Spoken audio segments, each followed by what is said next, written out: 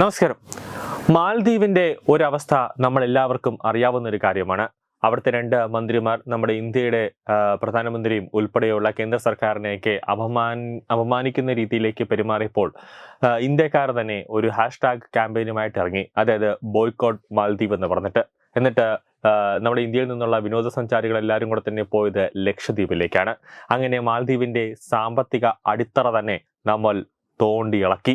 അതോടുകൂടിയാണ് അവിടുത്തെ പ്രധാനമന്ത്രിയും അതോടൊപ്പം തന്നെ മന്ത്രിമാരെല്ലാവരും കൂടെ അവസാനം ഒടുവിൽ ഇന്ത്യയുടെ കാല് പിടിച്ചില്ലെങ്കിൽ മാൽദ്വീപ് തന്നെ വലിയ കഷ്ടത്തിലാവും, മുങ്ങിപ്പോവും എന്ന അവസ്ഥയിലേക്ക് എത്തിയപ്പോൾ അവസാനം അവർ എത്തി നേരെ മാൽദ്വീപിയുടെ പ്രധാനമന്ത്രിക്ക് എത്തി നേരെ നരേന്ദ്രമോദിയുടെ കാലൊക്കെ പിടിച്ചിട്ട് മാപ്പാക്കണം, ക്ഷമിക്കണം, ഒരു അബദ്ധം പറ്റിയതാണ്, നിങ്ങളെ പറ്റി കുറ്റം പറഞ്ഞ 2 മന്ത്രിമാരെ ഞാൻ ഇപ്പോൾ തന്നെ മന്ത്രിസഭയിൽ നിന്നും സസ്പെൻഡ് ചെയ്തിരിക്കാം, അല്ലെങ്കിൽ പുറത്താക്കിയിരിക്കാം, അങ്ങനെ ഒരു നടപടി എടുത്തോളാം എന്നൊക്കെ പറഞ്ഞതിന് ശേഷമാണ് ഇന്ത്യ അവസാനം മാൽദ്വീപുമായിട്ട് മാൽദ്വീപ് ഒരു തെറ്റ് ചെയ്തു, അതിൻ്റെ ഒരു ചെറിയൊരു ശിക്ഷയൊക്കെ നമ്മൾ കൊടുത്തു. അപ്പോൾ ഓക്കെ, പിന്നെ ശരി, ഒരു വാർണിംഗും കൂടെ കൊടുത്തിട്ട് വീണ്ടും മാൽദ്വീപുമായി നമ്മൾ കൈയൊക്കെ കൊടുത്ത് ഒരു രീതിയിലേക്ക് എത്തിയത്. ആ ഒരു രീതിയാണ് ഇപ്പോൾ തുർക്കിക്കും ഉണ്ടാവാൻ പോകുന്നത്. അതായത് നമ്മുടെ കയ്യിൽ നിന്ന് 10 കോടി രൂപയാണ് നമ്മളന്ന് തുർക്കിക്ക് വലിയ രീതിയിൽ ഭൂകമ്പമൊക്കെ വന്ന് തകർന്ന തരിപ്പണമായി കിടന്നപ്പോൾ നമ്മളന്ന് തുർക്കിക്ക് ഒരു 10 കോടിയൊക്കെ ഒരു സഹായം ധനവുമായിട്ട് കൊടുത്തു. എന്നാൽ ആ പൈസ കൊണ്ടാണ് തുർക്കി നേരെ നമ്മുടെ ശത്രു രാജ്യത്തിന് ഡ്രോണുകളൊക്കെ നിർമ്മിച്ച് നൽകിയത് എന്നതാണ് യാഥാർത്ഥ്യം. അതുകൊണ്ട് തന്നെയാണ് തുർക്കിക്കൊരു നല്ലൊരു പണി കൊടുക്കാനായിട്ട് നരേന്ദ്രമോദി ഇപ്പോൾ ഒരു തീരുമാനം, അതായത് കേന്ദ്ര മന്ത്രിസഭ ഇന്നൊരു യോഗം കൂടി, ആ യോഗം കൂടിയതിനു ശേഷം ഒരു നിർണായകമായ തീരുമാനമെടുത്തത്. അതായത് ഇന്ത്യയുടെ ശത്രു രാജ്യമായ പാകിസ്ഥാന് തുർക്കി ആയുധങ്ങളെല്ലാം നൽകി ഇന്ത്യയെ ആക്രമിക്കാൻ പാകിസ്ഥാന്റെ ഒപ്പം നിന്നതിന് തുർക്കിക്ക് ഇന്ത്യ ഒരു പണി കൊടുത്തിട്ടുണ്ട്. അതും നല്ല ഒന്നാന്തരം 8ന്റെ പണി. ആദ്യപടിയായി ഇന്ത്യ തുർക്കിയുടെ വാർത്താ ഏജൻസിയായ TRT വേൾഡിന്റെ എക്സ് അക്കൗണ്ടിലേക്കുള്ള ആക്സസ് ഇന്ത്യ ഇന്ന് റദ്ദ് ചെയ്തിരിക്കുകയാണ്. ഓപ്പറേഷൻ സിന്ദൂർ സമയത്ത് ഇന്ത്യയുമായുള്ള സൈനിക സംഘർഷത്തിൽ തുർക്കി പാകിസ്ഥാനെ പിന്തുണച്ചതിന് ശേഷമാണ് തുർക്കിക്കിട്ട് ഇപ്പോൾ ഒരു പണി കൊടുത്തത്. ലേ മുതൽ സർക്രീക്ക് വരെയുള്ള 36 സ്ഥലങ്ങളിലെ ഇന്ത്യൻ സൈനിക കേന്ദ്രങ്ങളെ ലക്ഷ്യം വയ്ക്കാൻ പാകിസ്ഥാൻ തുർക്കി ഡ്രോണുകൾ ഉപേക്ഷിച്ചതായി ഓപ്പറേഷൻ സിന്ദൂറിനിടെ ഇന്ത്യ നടത്തിയ ഒരു പത്രസമ്മേളനത്തിൽ വ്യക്തമായി പറഞ്ഞതാണ്. കൈനറ്റിക് അതോടൊപ്പം തന്നെ നോൺ കൈനറ്റിക് മാർഗങ്ങൾ ഉപയോഗിച്ചാണ് ഇന്ത്യ സായുധ സേന ഈ ഡ്രോണുകളിൽ പലതും വെടിവെച്ചിട്ടത്. വ്യോമ പ്രതിരോധ സംവിധാനങ്ങൾ പരീക്ഷിക്കുന്നതിനും രഹസ്യാന്വേഷണം ശേഖരിക്കുന്നതിനുമായിരുന്നു ഇത്തരം വലിയ തോതിലുള്ള വ്യോമാക്രമണങ്ങളുടെ ഉദ്ദേശമെന്നാണ് കേണൽ സോഫിയ ഖുറേഷി പറഞ്ഞത്. കൂടാതെ സമൂഹ മാധ്യമങ്ങളിലടക്കം ഇപ്പോൾ തുർക്കിക്കെതിരെ വമ്പൻ പണി ജനങ്ങൾ തന്നെ കൊടുക്കുന്നുണ്ട്. മാൽദ്വീപിനെ പോലെ തുർക്കിയും വിനോദസഞ്ചാരികളുടെ ആശ്രയത്തിൽ കഴിയുന്ന ഒരു വ്യക്തിയാണ്. നിലവിൽ ഇപ്പോൾ തുർക്കി ഇന്ത്യ ബന്ധം വഷളായിരിക്കുകയാണ്.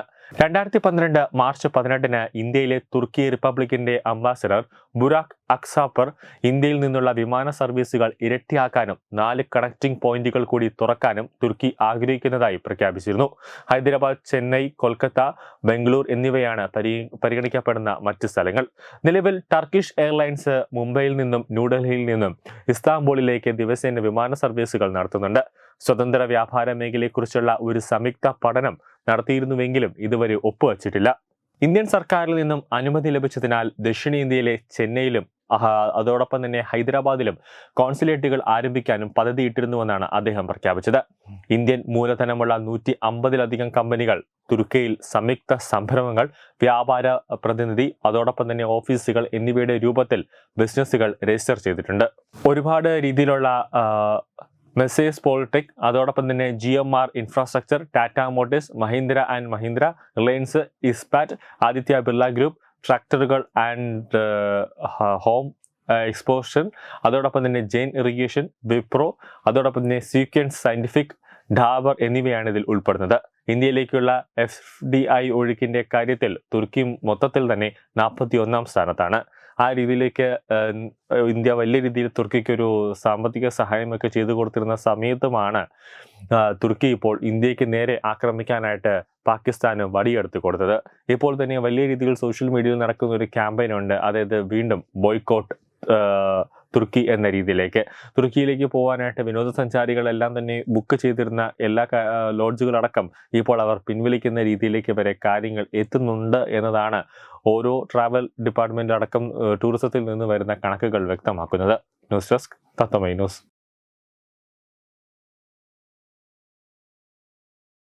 തുമ്പമൺ ശ്രീ വടക്കുംനാഥൻ ക്ഷേത്രം, അമ്പലക്കടവ്, പത്തനംതിട്ട. ശ്രീമദ് സ്കന്ദപുരാണ മഹാസത്രം 2025 മെയ് 11 മുതൽ 18 വരെ ബ്രഹ്മശ്രീ മുംബൈ ചന്ദ്രശേഖര ശർമ്മയുടെ മുഖ്യ കാർമ്മികത്വത്തിൽ മഹാഗണപതി ഹോമം, സ്കന്ദപുരാണ പാരായണം, മഹത് പ്രഭാഷണങ്ങൾ, പൂജഹോമാദികൾ, കലാസാംസ്കാരിക പരിപാടികൾ. സത്രയജ്ഞ കർമ്മങ്ങളിലേക്ക് എല്ലാ ഭക്തജനങ്ങളുടെയും സാന്നിധ്യവും സഹകരണവും സാദരം അഭ്യർത്ഥിക്കുന്നു. മഹാസത്രവേദിയിൽ മെയ് 18 പഴനി അരുൾമിക ദണ്ഡായുധപാണി സ്വാമി ദേവസ്ഥാന അർച്ചക സ്ഥാനികർ ശ്രീസെൽവ സുബ്രഹ്മണ്യ ശിവശാരിയാരുടെ മുഖ്യ കാർമ്മികത്വത്തിൽ നടക്കുന്ന അതിശ്രേഷ്ഠവും സർവൈശ്വര്യദായകവുമായ സ്കന്ദഹോമം. സ്കന്ദമഹാപുരാണ സത്രത്തിന്റെ ആദിമധ്യാന്തമുള്ള സമ്പൂർണ്ണ തത്സമയ കാഴ്ച തത്വമയി നെറ്റ്വർക്കിൽ.